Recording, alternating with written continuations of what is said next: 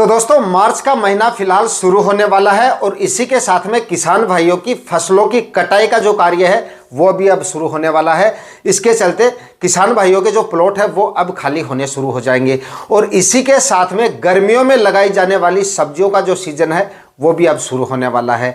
और इन 3-4 सालों में हमने क्या देखा है कि गर्मियों में लगाई जाने वाली सब्जियों के मंडी भाव हमें काफ़ी जोरदार मिलते हैं, क्योंकि गर्मियों में इसकी आवक जो होती है सब्जियों की मंडियों में वो काफ़ी कम होती है।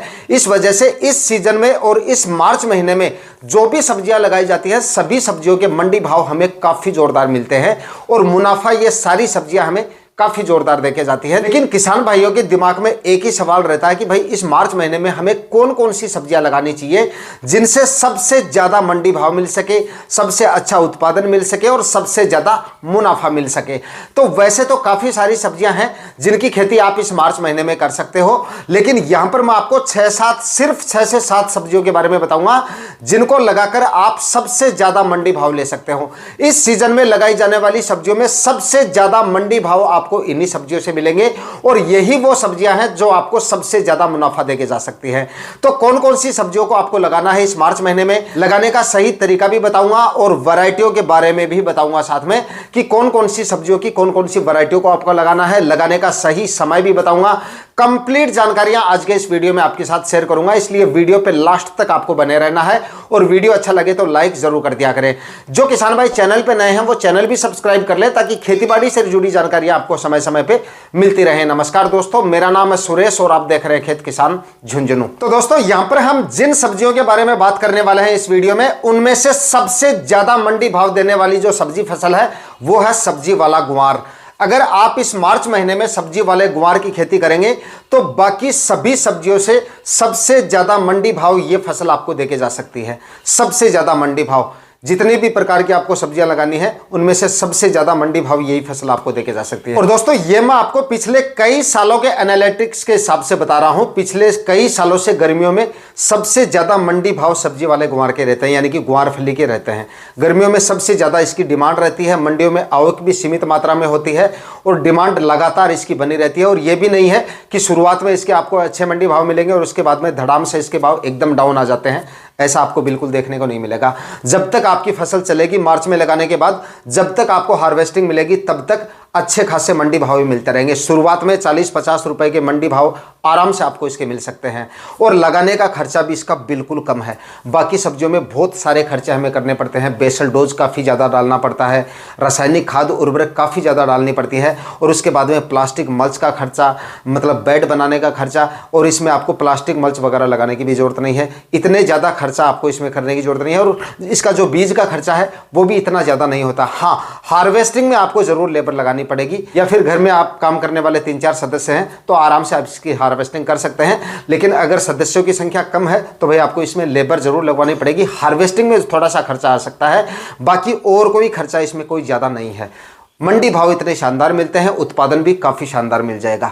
तो ज़मीन की तैयारियां अच्छे से कर लीजिए। जड़ से संबंधित थोड़ी सी बीमारियां इसमें आती हैं, तो ज़मीन की तैयारियां अच्छे से करके 3-4 कल्टीवेशन करें और उसके बाद में इसकी गुआर की आप बिजाई करवा दीजिए। सीमित मात्रा में इसकी सिंचाई करते रहिए और जल भराव की समस्या आपके प्लॉट में बिल्कुल भी नहीं होनी चाहिए। सब्जियों वाले गुआर से अच्छा उत्पादन अगर आपको लेना है तो सबसे ज़्यादा सावधानी आपको यही रखनी है कि प्लॉट आपको बुआई से पहले एकदम समतल कर लेना है और मिट्टी को एकदम भुरभुरी बना लेनी है।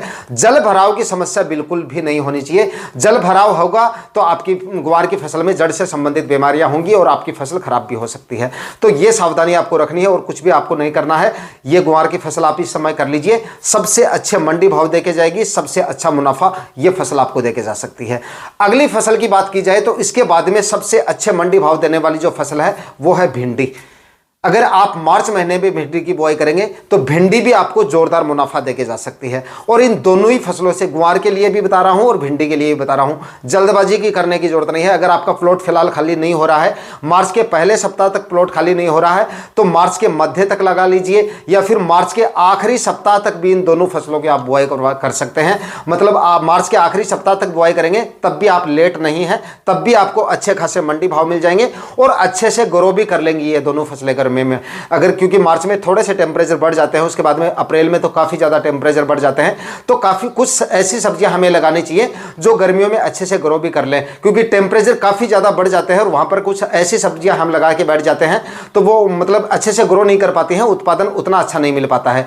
तो इन दोनों ही सब्जियों में ऐसा आपको कुछ नहीं देखने को मिलेगा। मार्च के आखिरी सप्ताह में भी अगर आप लगाएंगे तब भी आसानी से ग्रो कर लेंगे, और भिंडी में भी ज़्यादा खर्चा आपको करने की जरूरत नहीं है। प्लास्टिक मल्च तो इसमें आपको लगाने की जरूरत नहीं है, लेकिन बेड बना के अगर आप भिंडी की खेती करेंगे तो सबसे अच्छा उत्पादन मिलेगा आपको, क्योंकि बेड बना के इसकी खेती करेंगे तो जड़ों का विकास भिंडी का काफ़ी अच्छा होगा, प्लांट भी काफ़ी हेल्दी और स्वस्थ होगा, तो उत्पादन आपको अच्छा मिलेगा इससे। लेकिन जिन किसान भाइयों के पास में ड्रिप इरिगेशन वगैरह नहीं है तो सिंपल और साधारण विधि से भी आप भिंडी की खेती कर सकते हैं, लेकिन बेड बना के अगर खेती करेंगे तो उत्पादन आपको और भी अच्छा इसका मिल सकता है। तो भिंडी लगा लीजिए, इसके भी आपको 30, 40, 45, 50 रुपए के मंडी भाव आराम से मिल जाएंगे। शुरुआत में हो सकता है 40-50 रुपए के मंडी भाव आपको मिल जाए, तो अच्छे मंडी भाव मिलेंगे, अच्छा उत्पादन मिलेगा, और ये भी आपको लंबे समय तक उत्पादन देगी, काफी लंबे समय तक, बारिश तक ये चलती रहेगी। अगर आप मार्च के आखिरी सप्ताह तक लगाते हैं तो जल भराव की समस्या भिंडी में भी नहीं होनी चाहिए। अच्छी वैरायटियों का सिलेक्शन करना काफी ज्यादा जरूरी है। तो अच्छी वैरायटियों की बात की जाए तो नंबर 1 पर एडवांटा की राधिका वैरायटी का सिलेक्शन कर लीजिए, काफी जोरदार वैरायटी है। ये नहीं मिलती है तो उसके बाद में नुमेंस की सिंघम वैरायटी आती है, इसका भी सिलेक्शन कर सकते हैं। एडवांटा की राधिका नहीं मिलती है तो एडवांटा की नाव्या वैरायटी आती है, उसका सिलेक्शन कर लीजिए, ये भी काफी शानदार वैरायटी है, इसका भी सिलेक्शन कर सकते हैं। और सीजंटा की OH 102 वैरायटी आती है, उसका भी आप सिलेक्शन कर सकते हैं। सीजंटा की भी काफी अच्छी वैरायटी है, इसका भी सिलेक्शन कर सकते हैं। जो भी वैरायटी आपको मिल जाए, लेकिन जहां तक पॉसिबल हो जो 1 नंबर पे वैरायटी बताइए वो मिल जाए तो वही आपको सिलेक्शन करना है। इसके बाद में दोस्तों अगली जो फसल है वो है करेले की खेती। इस मार्च के महीने में आप करेले की खेती भी कर सकते हैं और करेले से भी आपको अच्छा मुनाफा मिल सकता है, क्योंकि इसके भी मंडी भाव आपको काफी शानदार मिलेंगे। गर्मियों में लगभग 35-40 रुपए के मंडी भाव आपको आराम से इसके मिल जाएंगे, और डिमांड भी इसकी बराबर बनी रहती है गर्मियों में। तो करेले की खेती भी आप कर सकते हैं और उत्पादन भी इसका काफ़ी शानदार मिलता है। इस वजह से ये फसल भी आपको ज़ोरदार मुनाफा देके जा सकती है, और इसकी बुआई आप जो है मार्च के मध्य तक कर लेंगे तो और भी सही रहेगा। मध्य तक अगर करेले की बुआई कर लेंगे, यानी 15 से 20 मार्च तक के आसपास अगर आप इसकी बुआई कर लेंगे तो ज़ोरदार उत्पादन ये फसल आपको देके जा सकती है। और इसके बाद में अगली जो फसल है वो है तोरई की खेती। अगर इस मार्च महीने में आप तोरई की खेती करेंगे तो तोरई के भी मंडी भाव आपको काफ़ी ज़ोरदार मिल जाएंगे। ज़्यादातर किसान भाई तोरई की जो खेती करते हैं वो अगेती खेती ज़्यादा करते हैं, यानी कि दिसंबर जनवरी में तोरई सबसे ज़्यादा लगाई जाती है, और मार्केट में इसकी जो आवक होगी वो मार्च के पहले सप्ताह तक होनी शुरू हो जाती है, या फरवरी के आखिरी सप्ताह तक जो है मार्केट में ये आनी शुरू हो जाती है। तो जिस समय पर आपकी तोरई मार्केट में जाएगी उस समय पर जिन किसान भाइयों ने अगेती तोरई लगा रखी है वो सारी मार्केट में आनी बंद हो जाएगी, उनकी फसल उस समय पर बंद हो जाएगी हार्वेस्टिंग देनी। तो इस वजह से आपको उस समय पर तोरई के भी काफ़ी जोरदार मंडी भाव मिल जाएंगे, और तोरई की भी गर्मियों में बराबर डिमांड बनी रहती है। लेकिन दोस्तों तोरई की फसल से सबसे अच्छे मंडी भाव लेने के लिए तोरई की अच्छी वैरायटियों का लगाना काफी ज्यादा जरूरी है, क्योंकि कई बार किसान भाई क्या करते हैं, कुछ ऐसी वैरायटियों का सिलेक्शन कर लेते हैं जिससे उत्पादन तो उनको ठीक मिल जाता है, लेकिन उत्पादन की क्वालिटी उतनी अच्छी नहीं मिल पाती है, और तोरई की अगर क्वालिटी अच्छी नहीं होगी तो मंडी भाव आपको अच्छे नहीं मिलेंगे।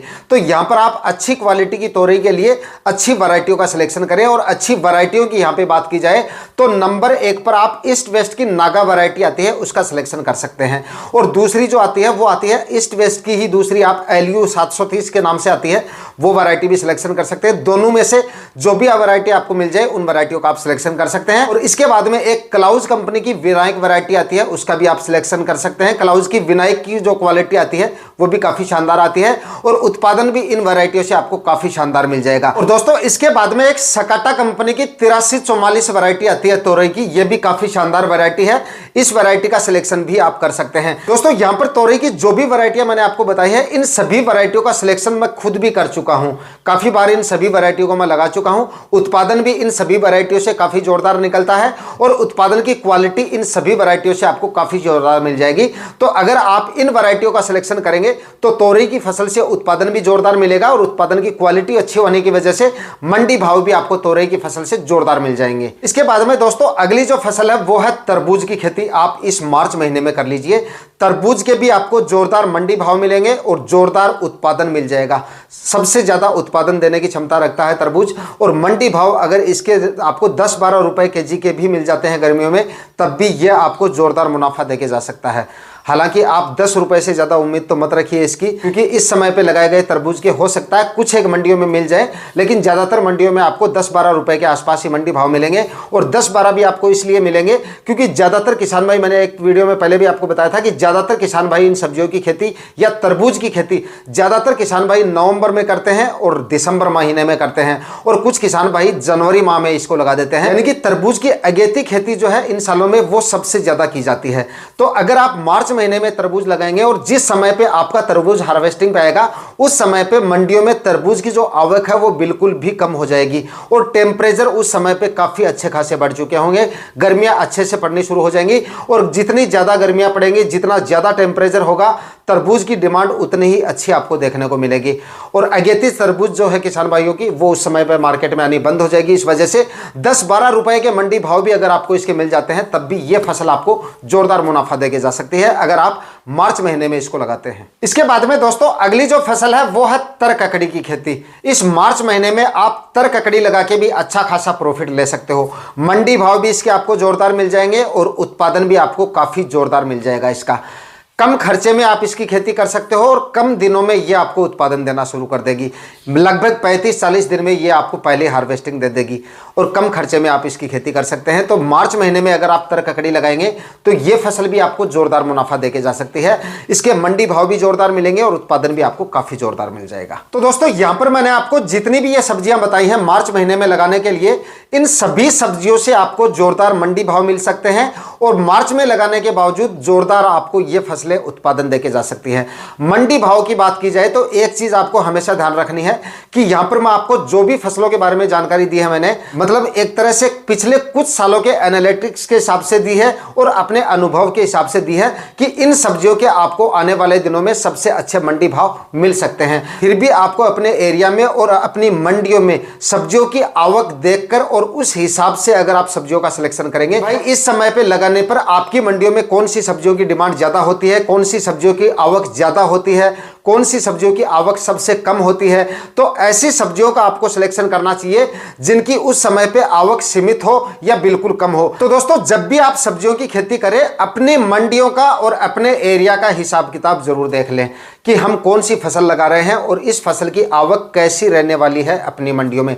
ये देखकर अगर आप सब्जियां लगाएंगे तो आपको सब्जियों की फसल से अच्छा मुनाफा लेने से कोई नहीं रोक पाएगा, क्योंकि मंडी भाव आपको उन्हीं सब्जियों के सबसे अच्छे मिलेंगे जिनकी मंडियों में उस सीजन में सबसे कम आवक होगी। उम्मीद करता हूं आज का वीडियो आपके लिए इंफॉर्मेटिव रहा होगा। वीडियो अगर पसंद आए तो वीडियो को लाइक शेयर करके चैनल को सब्सक्राइब जरूर कर लीजिएगा। मैं मिलता हूं आपसे किसी और वीडियो में नए टॉपिक के साथ, तब तक के लिए जय हिंद, वंदे मातरम।